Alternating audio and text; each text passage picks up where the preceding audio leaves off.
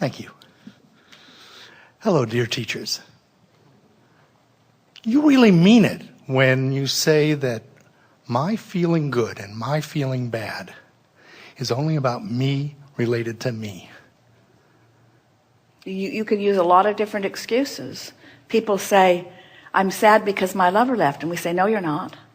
No, I'm sad because my lover left. We say, no, you're not. I say, wait, I wasn't sad, my lover left. Now I'm sad. I'm sad because my lover left. And we say, no, you're sad because you're not in alignment with who you are, and you may be attributing it to that, but you have control. You don't have control over whether your lover leaves, but you have control over the direction of your thought.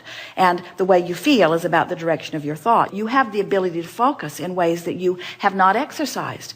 Too many people are dependent on the behavior of too many others, which you can't control. And then it puts you in this uncomfortable position of needing to be true control freaks in order to feel good. And then as your world gets bigger, you find that there are too many moving parts, and you find less ability to control, and so then it all begins to break down as the moving parts become more numerous, where when you get it, when you decide early on or as soon as you can that you're going to stop trying to control the uncontrollable, which is everything that everybody else is doing, even doing with you.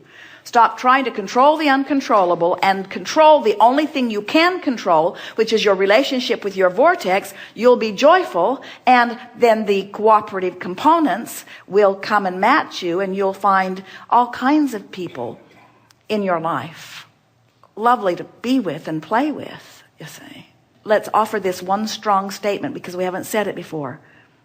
Let law of attraction do all of the controlling, and you just adjust your vibration.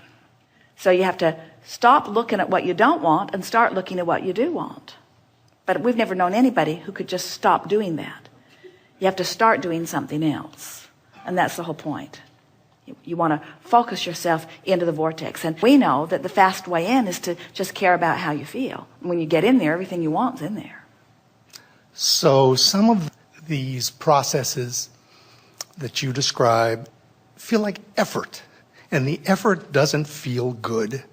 But you see, it always takes effort, and let's talk about why it takes effort, and let's just tell it like it is. Focus is effort because law of attraction will hold you to your dominant vibration.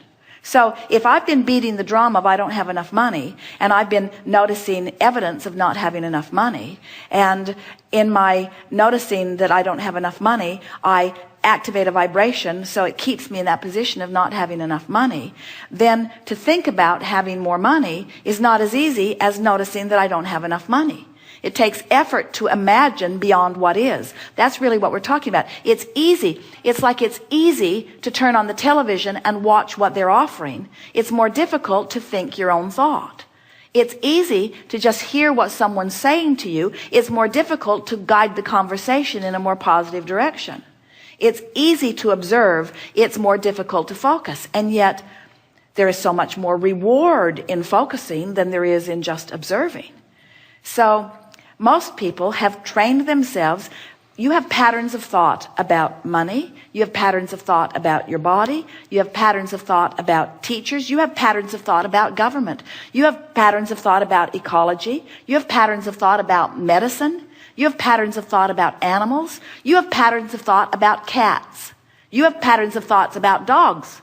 Some of you like dogs and don't like cats. Some of you like cats and don't like dogs. You have patterns of thoughts about all kinds of things.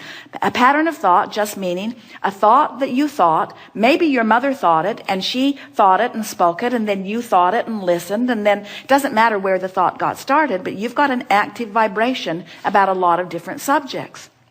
So let's say your active vibration about the subject of something that you want improvement in. Let's say your active thought is that we are in the middle of a financial crisis. And let's say that your active thought is that costs are going up and incomes are going down, and the government is trying to fix it, but there are so many moving parts that even the best of them are in a state of confusion.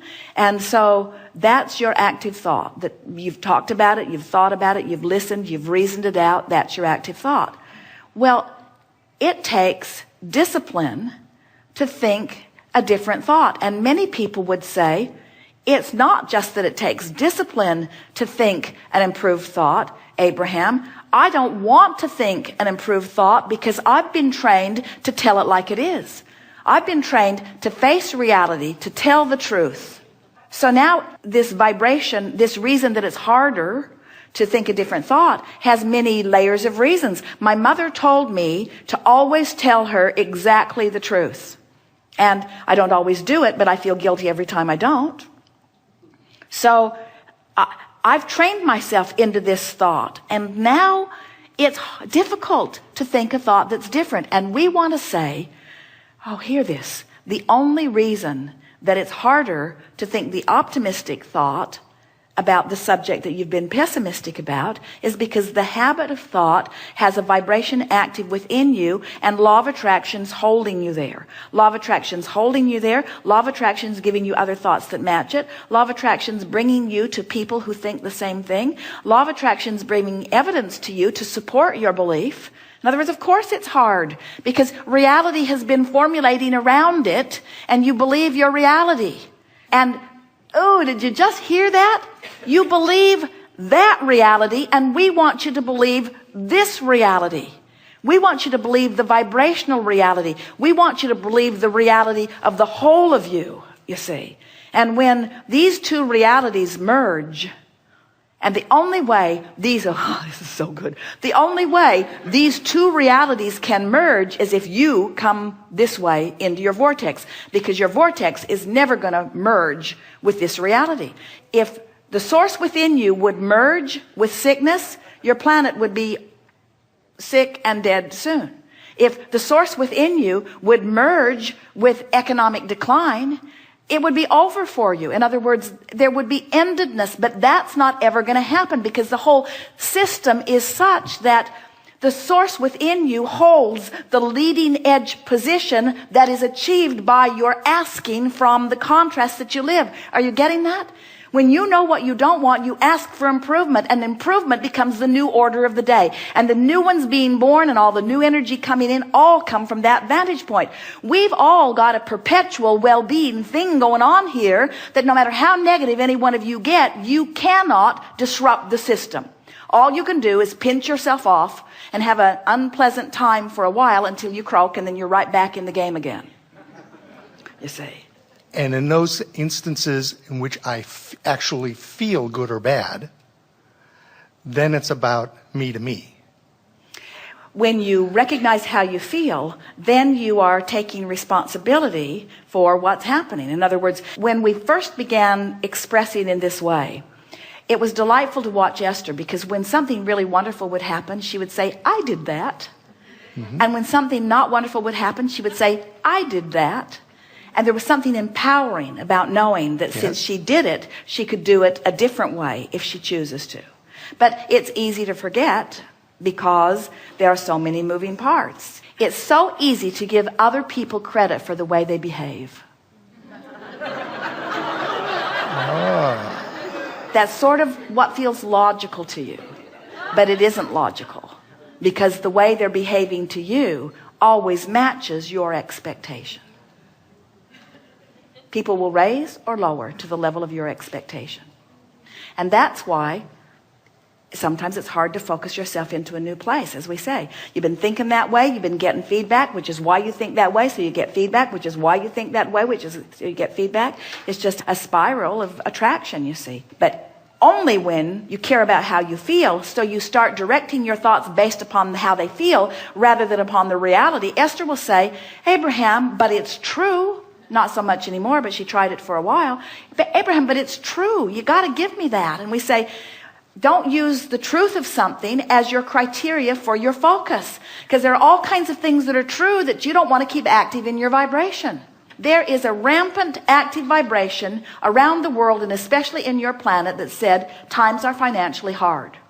And as long as you keep beating that drum, the stuff that's queued up for you in your escrow, in your vibrational reality, will be slowed down, because your thinking that times are hard puts you in a place of disallowing them. Meanwhile, there are people who are accustomed to thriving in all times that are making out like bandits. And then you say, that's wrong. You're not supposed to thrive in this hard economy. We're all supposed to suffer in this suffering economy. We say, hear what you're saying. You want to praise success everywhere you see it. You want to praise thriving everywhere you see it. You want to tune yourself to thriving, not to failing, you see. You can tell by the way you feel how the source within you is looking at it. Source within you is not worried about this economy. And when you do, you feel bad. But you don't feel bad because you're worrying about the economy. You feel bad because you're separating yourself from source, who does not worry about the economy, and using worrying about the economy as your excuse to separate yourself from source. Starting to get this, aren't you? You're not ever going to look at the absence of something that you want and feel good. It's just that simple. You cannot look at lack and be in alignment with who you are. You cannot criticize and be in alignment with who you are. You cannot be mad at somebody and be in alignment with who you are. You cannot be afraid of anything and be in alignment with who you are. A battle against anything is a battle against you. Yes. That's the best way of saying it. A battle against anything is a battle against your alignment. That's it. That's it. That's the only thing you have to know. Oh, and think, while it's a little difficult to wrap your thoughts around this because it's not the way many of you have been thinking, we got to tell you, it's a whole lot easier than getting all those moving parts to line up. So let's see. So Iraq is a mess.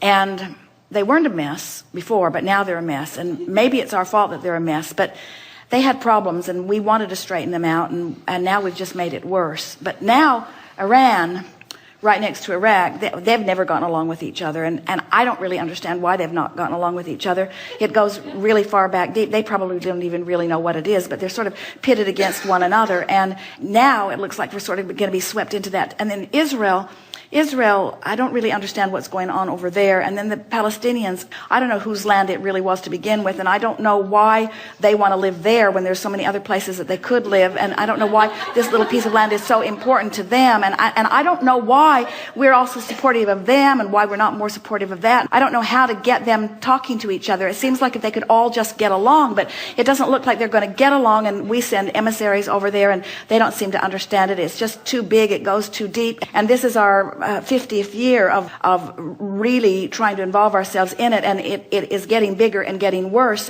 And there have been many hundreds of thousands of people that have died in this conflict, and I don't really understand what any of them thought about it, and I don't know what to do about it. And I know that there are a lot of people that I love that are over there that are working on it and trying to do something about it, and I know they all have their perspective, but I don't know how broad their perspective really is. I don't know how much those soldiers that have gone to really fix it really understand about all. I don't know how much they get to really talk to the people that are there. I don't really know what the Iraqi people are really thinking or feeling. I don't think they really like us very much. I think they would like us to leave, and yet I think they're afraid that if we leave that things will get worse. And I don't know. I thought I voted for someone who was going to do something different about it, but I don't know what he was dealing with. I don't know who said to him when he got there, but it seems to me that what he said before he was elected and what he's doing after he was elected was not really the same thing, and I sure would like to talk to him about it, but I don't think there's much chance that I'm ever going to get to talk to him about it. I'm not even sure if he really has a clear idea of what to do about it, but there are just so many, and we say, just kill me now. How are you ever going to sort that all out? Now let's talk about Michael Jackson's death. So how are you going to sort that out? How are you going to sort that out? How could you ever sort that out? And really, don't you just want to go in the vortex? Don't you want to just leave them all to whatever they're creating and just go into... Now, here's what happens when you go into your vortex. When you see people afraid of bombs dropping on them, you ask for a world that is more peaceful. When you see children suffering, you ask for a better life for them. When you see intolerant people speaking only of one right way to live, you ask for a more diverse and understanding world. You have created something so magnificent in your vibrational reality, and all of your attention to all of that stuff that holds you apart from what you've created keeps you from being the whole being that you are, you see.